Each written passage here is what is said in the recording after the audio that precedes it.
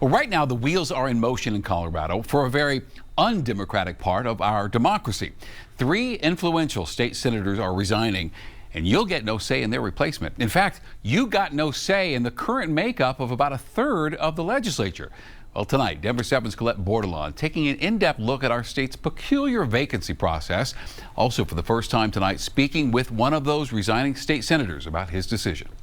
I've been as truthful and open and transparent as I can. Days after a landslide victory over a libertarian candidate, one of Colorado's state senators announced he will not be returning to the Capitol. You were running for a position, people were voting for you. Yeah.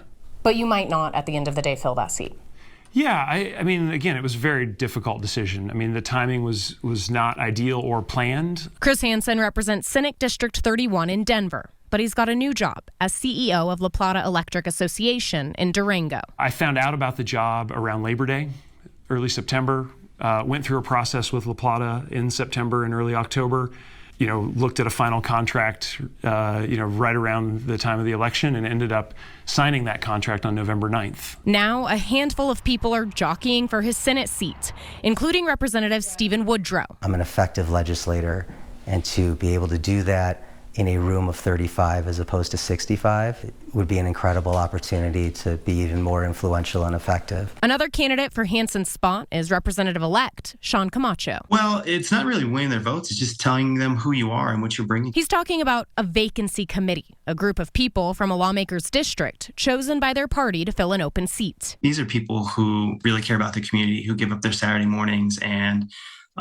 their time and their efforts to help other neighbors be informed about what's on the ballot or what's important in the community. In the case of Senate District 31, it's a group of more than 100 Democrats picking who fills Hansen's spot before another open election in 2026. We're a part-time legislature. We meet for 120 days. If we were to have even special elections, that would take 60, 90 days. If someone were to fall ill during session, that could mean that an entire district doesn't have any representation. What would you say to the critique that people feel a vacancy committee is taking the vote out of voters' hands? Yeah, I don't think so. I mean, we should certainly consider reform. If there's a better approach to this, let's look at it. There are pros and cons to having a new election triggered versus a vacancy committee. The vacancy committee will meet on January 7th, 2 days before Hansen's resignation is effective. In Denver, Colette Bordelon, Denver 7. Now, if either Woodrow or Camacho are appointed to Hansen's seat, then a vacancy committee will decide who replaces them in the state house. Well, earlier tonight, I spoke with political expert Alton Dillard about Colorado's peculiar rules to fill vacancies in the legislature. Alton Dillard, thank you so much for joining us. I think people might be surprised to learn that this is how we fill vacancies in the legislature. And I guess, for lack of a better term, is this a democratic way to fill our legislature?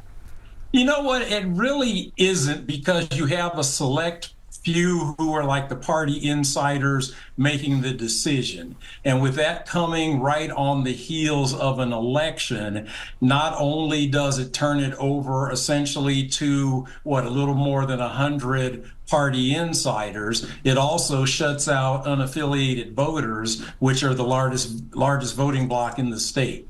So, and I think just 5 other states use this. Should that tell us something? Yeah, it should. And so, one of the things is, people want to, talk about the problem, but then you also have to think in terms of the solution, because for instance, special elections, those are not as simple as they may seem. Can you imagine an elections office that, working 16 hours a day in the run up to a presidential and then having to turn around another election that quickly? Our thanks to Alton Dillard joining us from his home office tonight.